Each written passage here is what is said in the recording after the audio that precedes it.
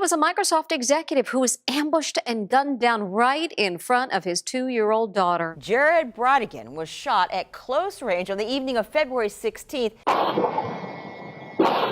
The sound of gunfire was captured on a neighbor's camera. And the hard part of the story is his 2-year-old daughter was in the car at the time. It's a great picture, Daddy. I want your flower. I see it. That's a beautiful flower. She brings that up, just daddy on the ground. We just talk about how his body couldn't get better. She has printed and hung up countless flyers at local businesses in Jacksonville Beach and started an Instagram page, Justice for Jared B., and urging the public to share it in the hopes that someone with information will call in. The murderer's probably watching this, and they're living their life, and that's not okay. Did you have anything to do with Jared's murder? No, I did not have anything to do with his murder. Today I want to talk about Jared Bridegan. Jared was a Microsoft executive who was shot several times in front of his 2-year-old daughter. The whole thing seemed like a setup, and although there haven't been any publicly named suspects or arrests, there are lots of rumors pointing to one or two particular suspects. So I want to do what I usually do on my channel, which is I want to give you guys the facts, then we'll discuss the theories, and then you can decide for yourself. Hi guys, I'm in my bathtub just for vibes. This video is sponsored by Harry's, the razor brand that's reinventing the personal care industry. I'm Harry and I use Harry's. It's the way God made me. The blades are super sharp. They are manufactured in Germany, and please ignore if you see some of my hairs in here. You get a really close shave, and the handle is textured and weighted, so you really get a good handle on it and you really feel like you're in control. You also get the shave cream, which has aloe vera in it, which is good for sensitive skin, and you also get these travel blade covers, and you don't have the pink tax. Razors that are marketed towards women are overpriced, and they don't even give you as close of a shave as these. With Harry's, you could get an 8-pack for as little as $2.12. They also have 100% money back guarantee. If you don't like the product, you send it back, you get a refund, you get your money back. Low risk. You can get Harry's starter set for $3 only. It's usually $13, but if you use my link in the description, and I'll put the link over here as well, use that link and get it for $3. Thank you to Harry's for sponsoring this video. So the whole thing started on February 16, 2022, just 2 days after Valentine's Day in Jacksonville Beach, Florida. When Jared went to drop off his twins at his ex-wife Shanna's house, it was a little after 7:30 p.m. They had 50-50 custody, and this was a regular drop-off day in their schedule, and then after dropping them off, he began driving home. Now, Jared also had a 2-year-old daughter, Bexley. This is from his current marriage to Kristen.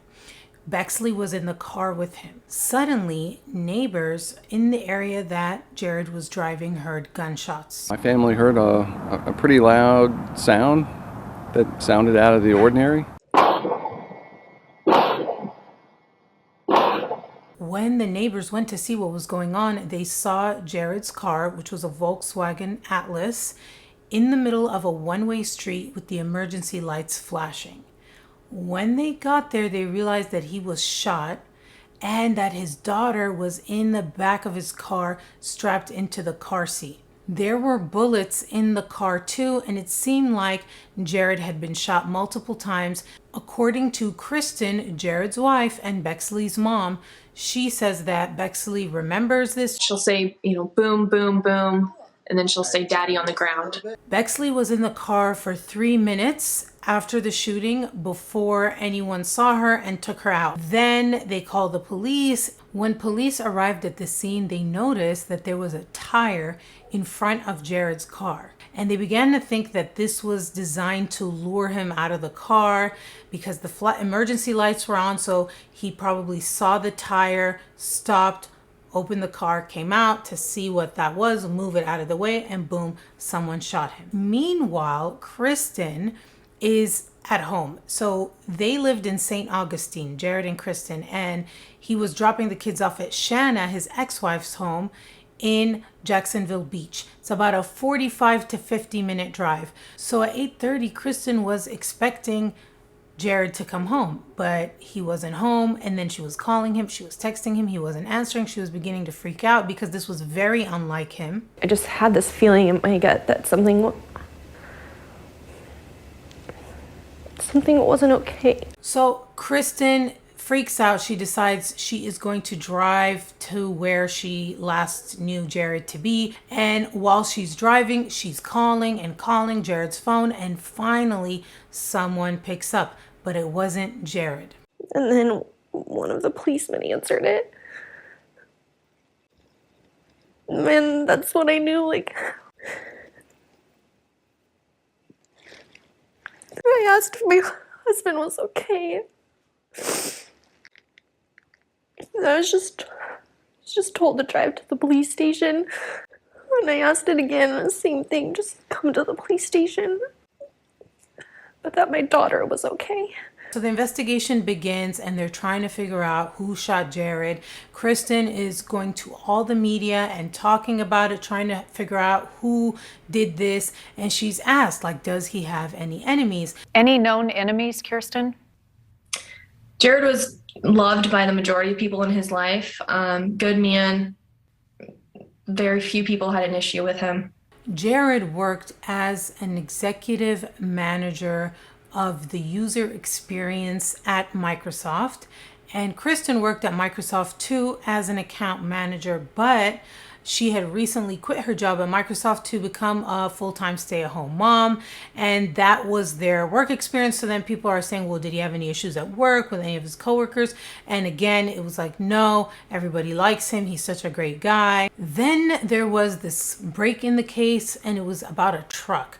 There was this truck that was seen on surveillance camera. It was a Ford F-150, and Kristen goes to all the news and the media, the cops, everyone is like, have you seen this truck? And they have different angles of the truck and the description of the truck. It's a dark blue Ford F-150 with tan or brown running boards, like a 2004 to 2008 model. When people heard like what Jared was doing right before he got shot, they were asking questions about the ex-wife, Shanna, like, what about his relationship with his ex-wife? How are things between Jared and Shanna? And Kristen actually declined to comment about Shanna, but media caught wind of the fact that Kristen was having a memorial for Jared and she had uninvited Shanna. And the way they found this out was through Shanna's mom's blog. She wrote a post on her blog and it said, after Shanna, along with anyone who knew her, was uninvited from Jared's funeral services, Shanna and the twins planned their own celebration of life. People criticized this post. They felt like it was very odd. There were professional photos of Shanna with her new husband, Mario Fernandez, and they were smiling and they had like lots of food and treats and people were smiling, and it was very different from the memorial that Kristen had. We will find them and they will be held accountable. Where she was crying and everyone looked really sad. Then there were these photographs that surfaced as well of Shanna with the kids, her twins, Jared's kids, at a park playing and having fun the day before the memorial, and she was wearing a t-shirt that said, I'm fine, it's fine, everything is fine. And so people were criticizing that. They're like, what does this t-shirt mean? And la la la. Then, as if there weren't enough rumors about Shanna already, Shanna and her husband Mario hire a criminal defense attorney. And it's not just any criminal defense attorney, but a really high-powered, expensive one that was actually the president of the Florida bar. And he is now this like huge criminal defense attorney. And it says here, quote, that he specializes in serious federal and state criminal matters. People were like, why did you hire this defense attorney for serious crimes? Like, are you guilty? Well, what's going on? And then the lawyer came out and he was like, no, the reason why they hired me is because the media took pictures of their kids and we're trying to protect their safety. It has absolutely nothing to do with Jared's murder. It's to do with protecting their kids' privacy. When all this lawyer talk came out, that's when it was revealed that Shanna actually came from a very prominent and wealthy family from Utah, which, by the way, Shanna and Jared and Kristen, they're all Mormon. They're part of the LDS church, and Shanna's originally from Utah, and her parents are from Utah as well, and they have this really successful stamp business called Stampin' Up that makes like over $100 million a year in revenue, and they basically were bankrolling not only Shanna's life but Jared's life and all the drama there. So now I need to tell you about Shanna and Jared's relationship, how it began, what went on, and the whole thing with the divorce and blah blah blah, the whole thing. So they met in 2009. Shanna was living in Utah at the time, but she was visiting a friend in Jacksonville, Florida. That's where Jared is from. He was also Mormon LDS, so they had a friend in common who introduced them. Now, according to a friend who wants to remain anonymous, this friend said that Jared wasn't really interested in Shanna, but Shanna, quote, wined and dined him. That Shanna, I'll read you the quote. It says, "It was like she was saying, look at what my lifestyle is like. I can fly you all over. My parents pay for everything." Apparently it worked, because a year after they met, they got married in the temple, and there's photographs of like the lead up to it all on Shanna's mom's blog. There's pictures of her trying out the wedding dress and them getting married and the whole thing. So they get married in Salt Lake City. Then Shanna's parents buy them a really nice home in a nice neighborhood. It was $800,000, and it was in Highland, Utah. They also had matching Mercedes-I. What's the plural of Mercedes? They had matching cars. They were both Mercedes sizes, and neither of them had a job. So basically they were living off of Shanna's parents, and you know, they can afford to do that, whatever. So they also had like a monthly allowance. It was like over $8,500 and access to the credit cards. And then Shanna's parents gave Jared $100,000 so he could start a business. So like, he hit the jackpot. Things were looking good. It seemed like they had it made in the shade with a glass of lemonade, except there were problems in the marriage. So Shanna got pregnant with the twins. She had a boy and a girl. And unfortunately, the boy was born with this heart condition. It was called pulmonary hypertension, and it required him to be at sea level. So they couldn't live in Utah anymore. And this is kind of where things unravel. They go to Connecticut. And in Connecticut, Shanna kind of, now she's away from Utah and her family, and she starts to rebel a little bit. She's not going to church as much. She becomes really into CrossFit. And at the same time, Jared is, you know, trying to make a business and figure it out, and he's gaining weight, and Shanna's upset about the fact that he's gaining weight. And so there starts to be some tension in the relationship. So there are some rumors that I found like on Reddit. So I mean, it's Reddit, it's a rumor, but I'll mention it, which is that like at some point when they moved to Connecticut, Jared's brother lived in Connecticut, and there were supposedly some strange business dealings. Like he had that money from her parents and he was trying to start a business, and maybe like they got into it with some shady people, but I couldn't find anything like concrete and legitimate, but I just thought I'd mention it with that disclaimer. So things aren't really working out in Connecticut, and Jared convinces Shanna to go to Jacksonville, Florida, his hometown. Shanna did not want to do this, but she relented. They end up moving to Florida. So in Jacksonville, Shanna's parents buy another $800,000 home in this really nice area. It's called Ponte Vedra Beach, Florida.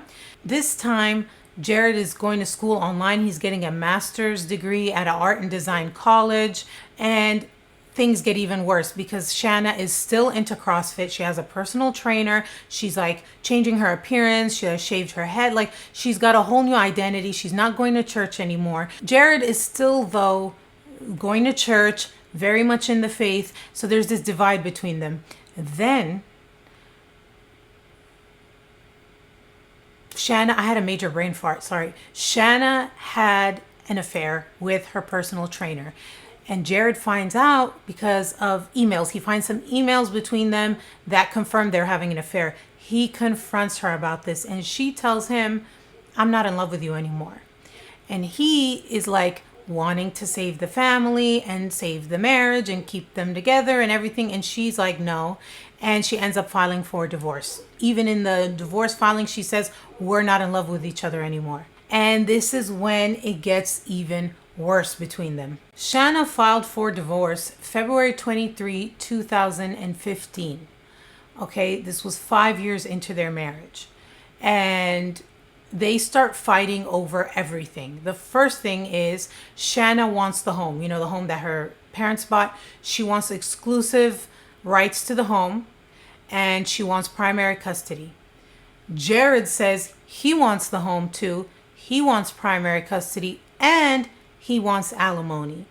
And so they start fighting. Shanna then files something accusing Jared of threatening to wipe out the kids' trust funds that her parents set up for them and take all that money for himself and spend it. And he denies it. And then he says that she is spying on him and putting baby monitors under the bed. And he sends an email to his lawyer with photographs and he says, this is enough. I should have every damn right on my own property to not constantly be under recording or monitoring by Shanna. This was an email May 17th, 2015. He said, I want the flipping gates of hell released on her for this. He also said that Shanna put a tracking device on his car. And then he accused Shanna of something really bad. He said that their son, the one with the heart condition, had an appointment that they've been waiting months for a heart surgery, and that she canceled it.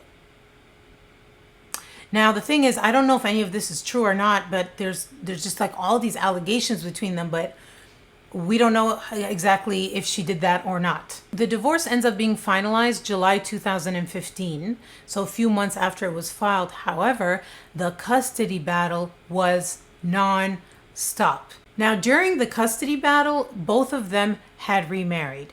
Jared remarried Kristen, the current wife that I told you about earlier, in 2017. They end up having 2 kids. A year later, in 2018, Shanna marries Mario Fernandez. They don't have any kids together.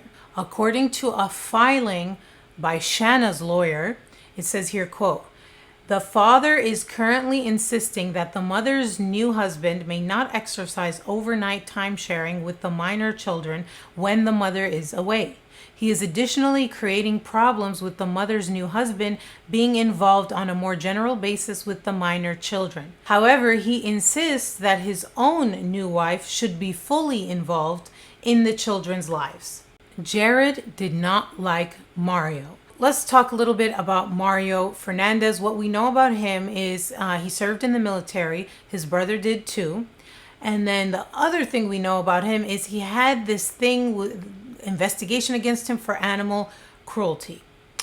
So let me tell you what happened. Turns out Mario shot his neighbor's cat with a BB gun, and he was mad because he said that the cats in the neighborhood, he said the neighbors were feeding stray cats, and the cats were coming around in the middle of the night and they were making his dog bark, and he would tell them not to do that. They did it anyway. He threatened that he was gonna shoot the cats with the BB gun. They still did it anyway, and so he shot the cats with a BB gun. He told them he had a BB gun with a scope on it, and when the cops went to talk to him, he admitted to it, and they told him, this is considered animal cruelty, and I'll read you the quote. It says, he said if it did not get better soon, he would take more extreme actions. The police officer noted he seemed very aggravated during the conversation. It says ultimately Fernandez was not prosecuted as police attempts to follow up with him were unsuccessful. So now it's 2020. Shanna files a motion saying that Jared is abusing the kids, interrogating the kids, coaching them to say bad things about her and recording them. Jared files something saying that Shanna is in contempt because she's not following the custody agreement. She's not giving him the kids, and she's like not giving them the kids because she's saying he's abusing them. So again, it's a whole thing going on. The last thing they fought about in court was in June 2021. Shanna filed a motion saying that Jared denied her use of a breathing machine that her son needed. Shanna said that Jared told her he would give it to her if she apologized for her, quote, transgressions, and she refused, and so he wouldn't give her the breathing machine. So she filed a motion in court. It says here, the father apparently considers his vindictiveness towards the mother more important than protecting his son's health and life, her attorney wrote, accusing Jared of being more concerned with humiliating the mother than he is in making sure his own child does not die. 4 months before Jared's murder, the judge ruled on this, and the ruling was Jared had to pay Shanna half the value of the breathing machine, and then he could keep it for himself. And then 4 months later, something happened. Keep in mind, during this time, they both had 50-50 custody, and they had worked out this deal where it was 1 week the kids were at SHANNA'S, the next week they were at Jared's, and they switched off week on, week off. And then every Wednesday, the parent who didn't have physical custody that week would take the kids out on a date. It was during one of those dates when Jared got shot. It was a Wednesday and the kids were at SHANNA'S. So he went, he got the kids, he took them out on the date, he drops them off at SHANNA'S. On his drive home, which he took the same route every time, there's like a tire in the road and he gets shot in front of the 2-year-old he has with Kristen. And we're back to where we started. There are no surveillance cameras in the area, the street where Jared was shot. So that's when that Ford F-150 comes into play, where people saw it. It's on surveillance camera. People think that could be the person who did it. And we still don't know where that truck is or anything. Like, is it chopped up somewhere? Is it hidden somewhere? We don't know. And there is a $55,000 reward for any information. They didn't find the truck, but people started talking, especially a tattoo artist that became friends with Shanna in 2015 when she filed for divorce. And whoa, did he have some crazy things to say. She had been talking to us about her divorce, and she told us her life could just be better if he could just shut up, and asked us if we knew anybody that could shut him up. I did not take it at that time as anything nefarious.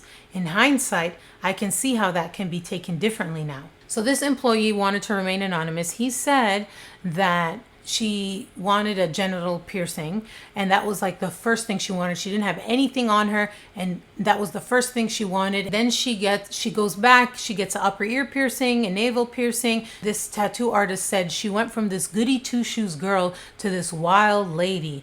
I just remember thinking, well, this is a changed woman. He said that in a matter of weeks, she underwent a dramatic transformation. And you can see that because when she signs the waivers, there's like an iPad where she signs them and it takes a picture of her. Then there was this weird incident that happened at Kristen's home. In this newly released home security video, it is from just days after Jared's murder. A suspicious person spotted just outside Jared Bridegan's home. So I was putting my daughter to bed and I got a notification on my watch. It said person in the driveway. Like, my heart just stopped and I called the detective. I was told to contact the local police. I called them. So this was just before 8 p.m. It doesn't show much, unfortunately, especially with the lights shining up at that angle.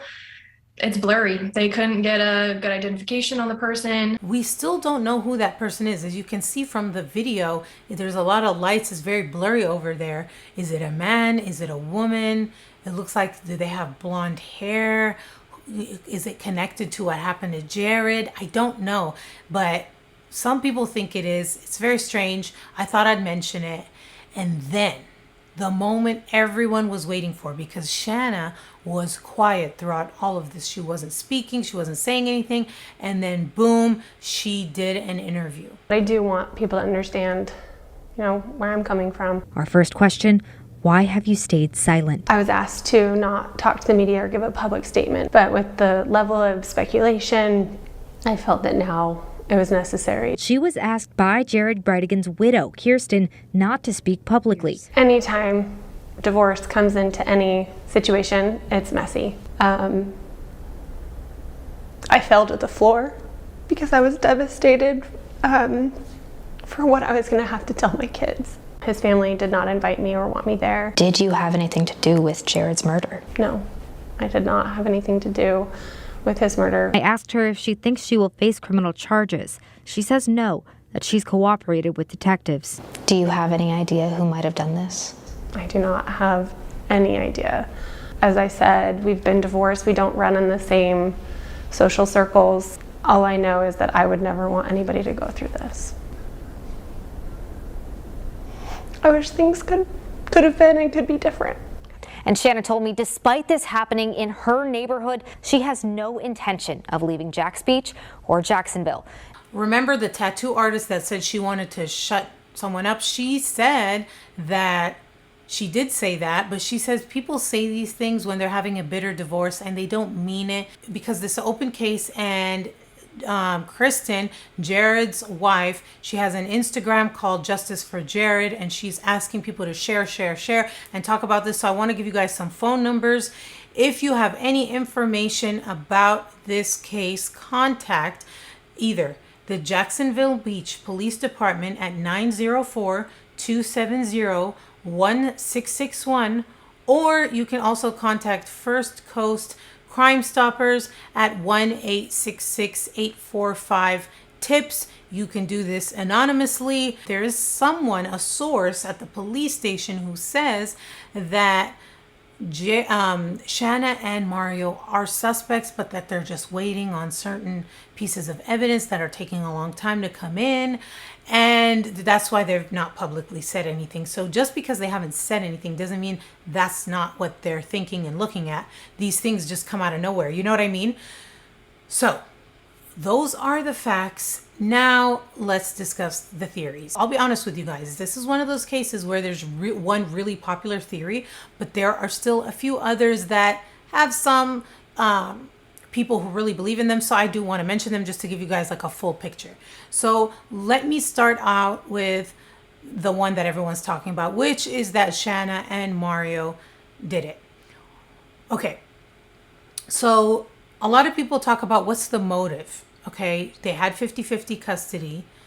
Why would she do this? Well, if you'll remember, one of the last things she filed was about him not giving her the breathing machine. And so there's speculation that maybe, you know, she was like, he's trying to kill our son and he's making this so difficult for me. And maybe she told Mario about it. Maybe Mario, you know, he's getting mad at cats making his dog bark. Maybe he gets mad at someone who's, in his mind, harassing or bothering his wife. So people think that Shanna somehow convinced Mario to do it. And given that he was leaving her house, they know the route he takes. And Mario was in the military and he can shoot, and he shoots cats. You know, people think if you can shoot animals with no hesitation, the next step is people. And maybe he like threw the tire out there and was lying in wait. And then when Jared came out, he shot him. Maybe he was driving the Ford and he drove off. That's what people think. And now, who has most of the custody? Shanna. Does she have to deal with him? No. If you look at the last court filing in their custody and divorce and all that, it's like that he's dead. It's like end of story. Worked out for who? Shanna.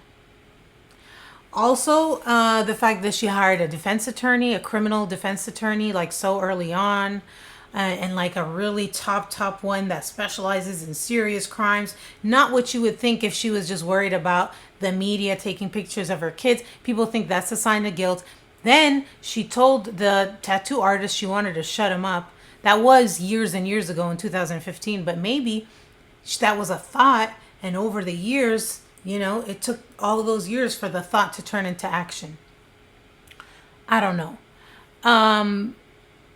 So that's like the main theory, right? Also, it's the one that kind of makes the most sense given the area of where it happened and who would have access, who would have reason, because everyone else really liked him and he didn't seem to have problems with anyone else at work, with his family. It was only this custody divorce battle that seemed to be the main conflict in his life.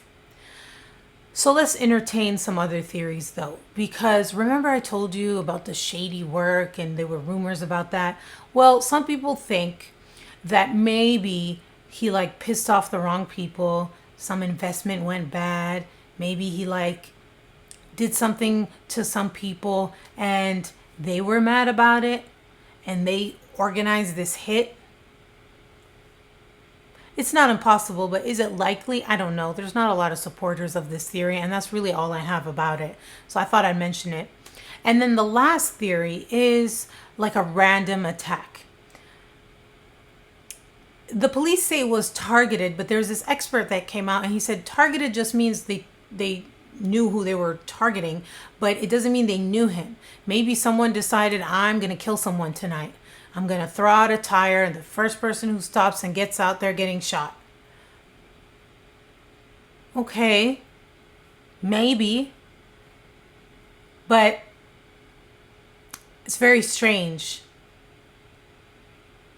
Very strange. How come? I don't know. I mean, it's really weird because even though there's no arrests, no one's been named a suspect, it seems like who else could it be? Who else could it be? It maybe it's not Shanna herself, but maybe it's Mario and Shanna, or maybe they hired someone. I don't know. The other thing that gets brought up a lot is who was on Kristen's surveillance footage when she got freaked out and there was someone there and it was blurry. Who was that? Could it have been someone else that did this crime? Was it Shanna? Some people think it's Shanna. But why would she take a risk like that? Could it have been someone that was in cahoots with whoever did this to Jared? Or was it just some random person who walked by in her driveway and she's just paranoid because this horrible thing happened? I don't know. You tell me. I want to know what you guys think. I have a feeling most of you, based on what I saw online, I think most of you are going to suspect Shanna and Mario, and there'll be a few outliers. If you ask me what I think, I honestly am leaning towards Shanna and Mario. I think the whole like shooting the cats is not a good sign. And then the vendetta, the way the divorce was so nasty and they were just going at it. It seems like those feelings don't just go away, especially because the last thing that happened was just 4 months before the shooting and it didn't go in her favor. I guess she wanted some kind of order against him, but the judge just said no. And that's another thing that would happen is a lot of the things Shanna would request would get denied by the judge, and she did a lot of the filing. So it seemed like she was really mad at him. It seems she was mad that he wanted money from her and she didn't feel like he deserved it. Maybe she didn't feel like she had to give her kids to him every other week and she just wanted them all to herself. I don't know, but I'd love to know what you guys think. Thank you so much for watching and I will see you guys in the next one. Bye.